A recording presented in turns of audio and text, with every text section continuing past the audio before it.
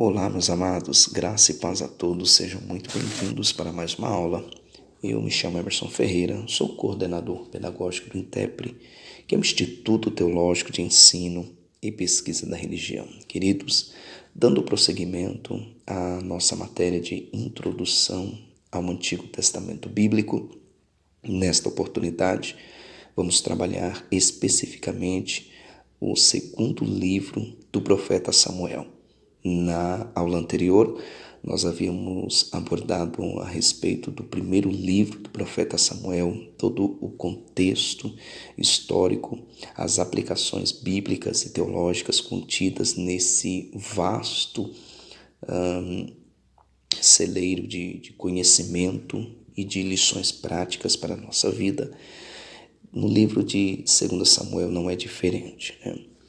A gente vai perceber que já desde os primeiros capítulos, o livro ele vai enfocar a ascendência de Davi ao trono e vai tratar também os seus 40 anos de reinado ou de ministério. Como todos nós sabemos, o livro de 2 Samuel ele vai iniciar com a morte de Saul e Jonatas, que estavam em uma batalha no monte chamado Gilboa.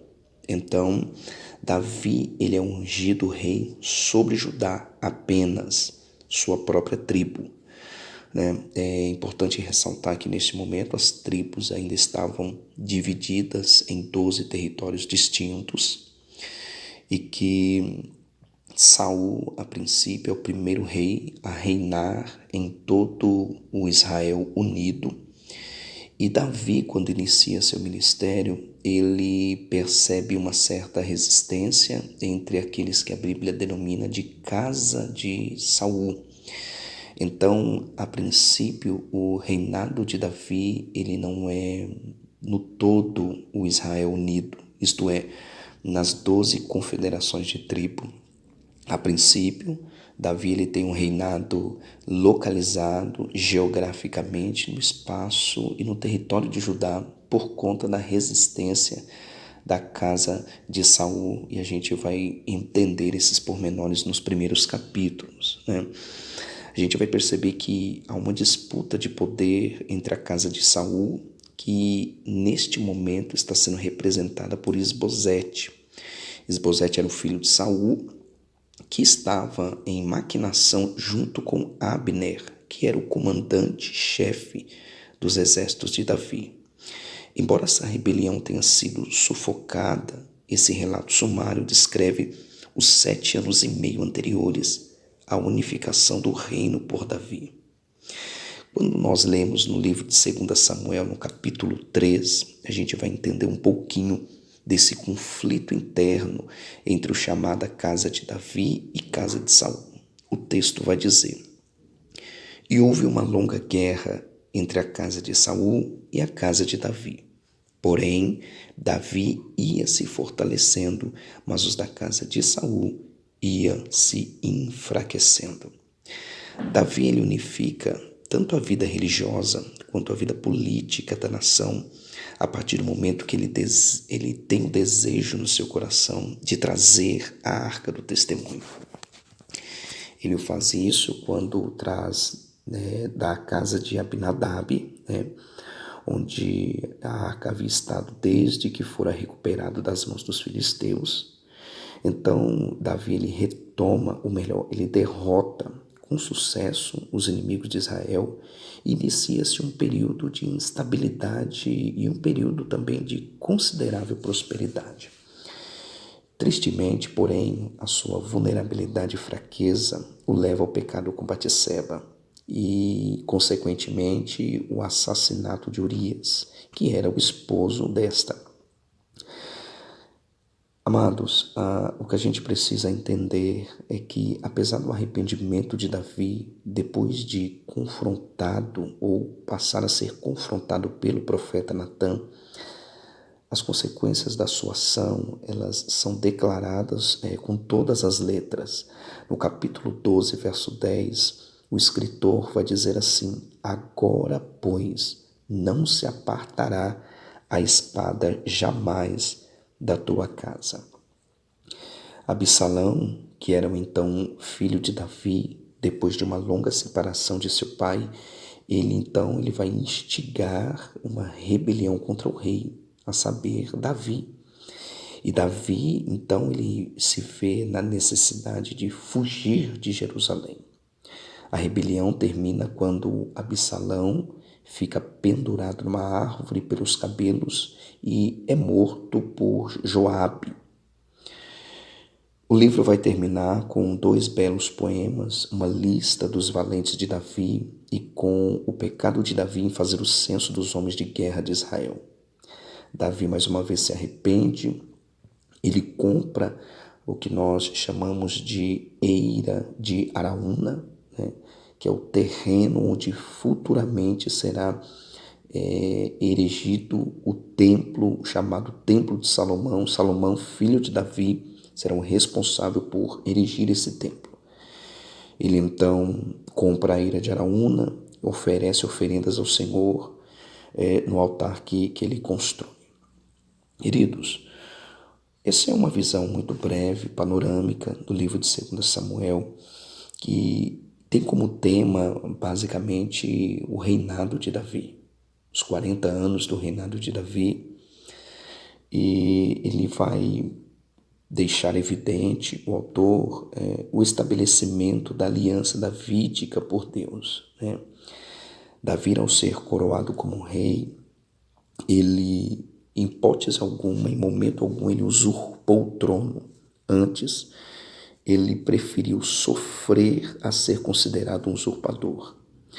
Se a gente perceber e fazer uma análise cronológica da sua unção em 1 Samuel capítulo 16, até então a entronização em 2 Samuel capítulo 5, a preocupação do escritor e de quem está narrando o texto era demonstrar que, mesmo destinado pelo Senhor a governar Israel, Davi soube esperar com paciência no Senhor. Davi, que reunia em torno de si muitas habilidades como poeta, músico, guerreiro, valente, estadista nacional, enfim, Davi ele se destaca como um dos maiores homens de Deus de todo o Antigo Testamento bíblico. Nas decisões, ele julga com sabedoria, com justiça. Na solidão, ele escreveu com uma transparente vulnerabilidade e confiança. Na amizade, ele foi fiel até o fim. Quer como pastor humilde ou como rei de Israel, Davi permaneceu fiel e digno de confiança. Através do reinado de Davi, Deus consolidou o reino, unificou a vida religiosa e a vida política da nação de Israel.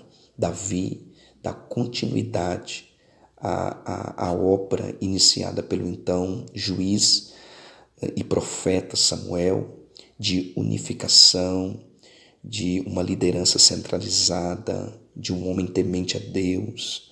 Então Davi, ele vai dar prosseguimento a todo esse processo de repaginação, na verdade, da nação de Israel.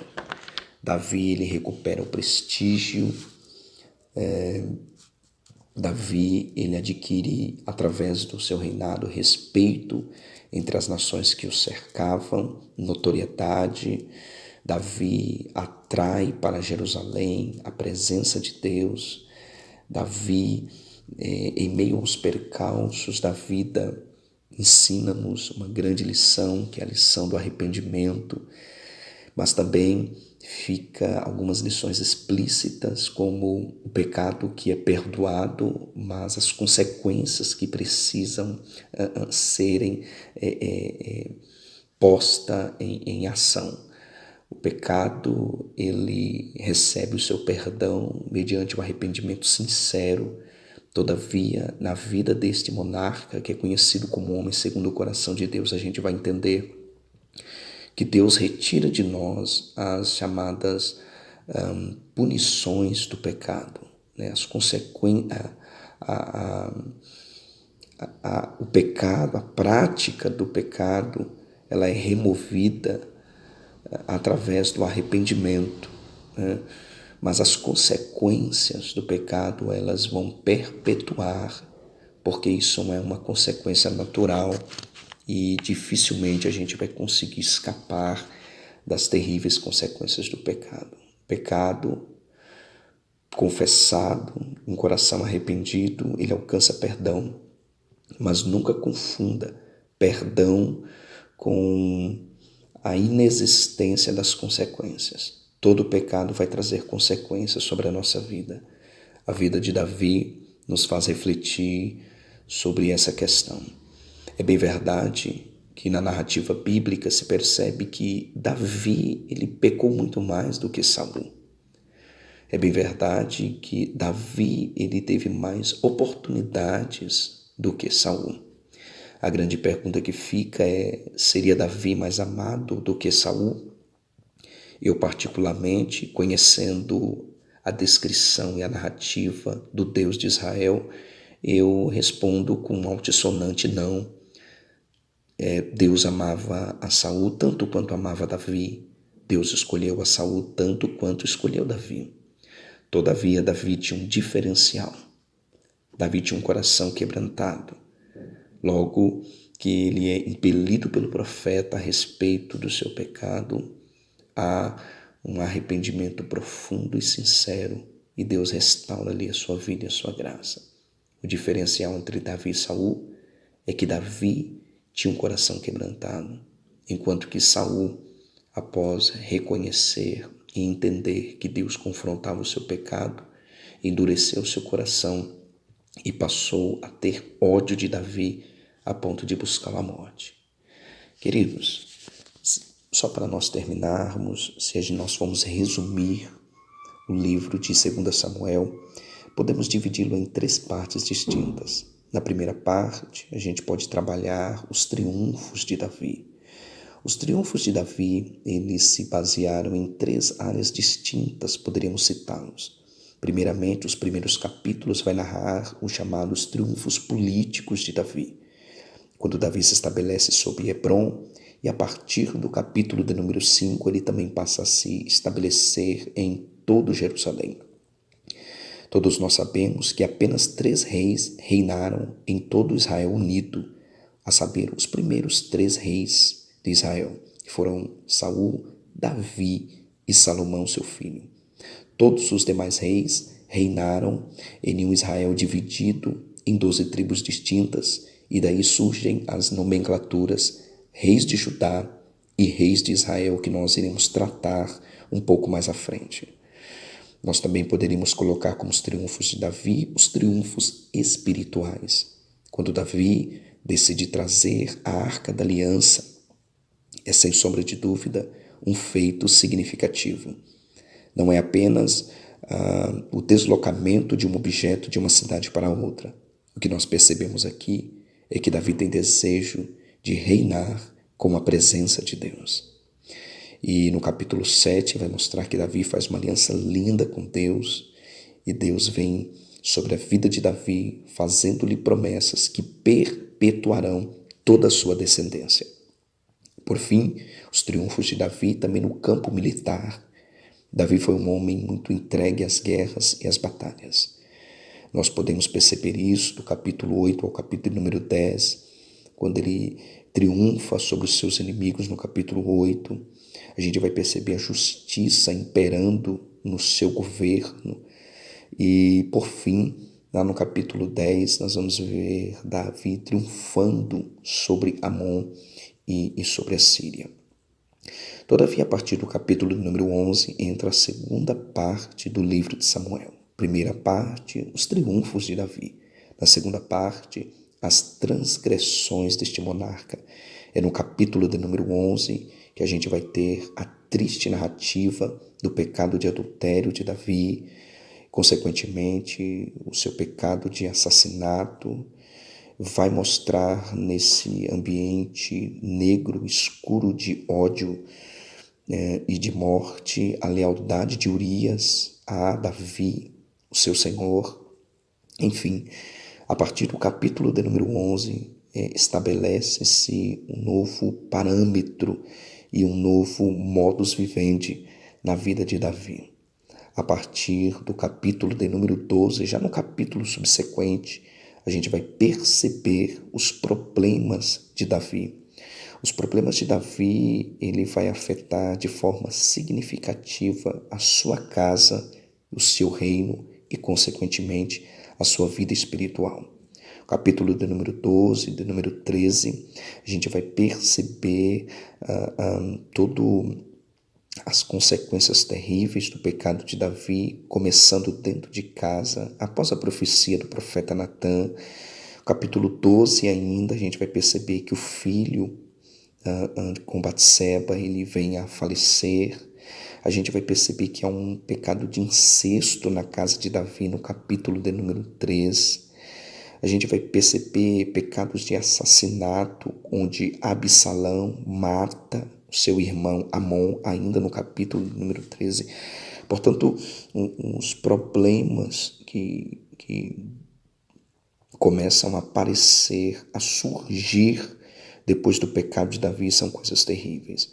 Esse é um breve resumo de suas consequências, do seu pecado na sua casa, mas também teve as consequências no reino, quando Absalão se rebela contra Davi, e é uma rebelião que perdura por algum tempo, vai do capítulo 13 ao capítulo de número 17, a ponto de Joabe ter que intervir e matar o filho do rei, a saber, Absalão.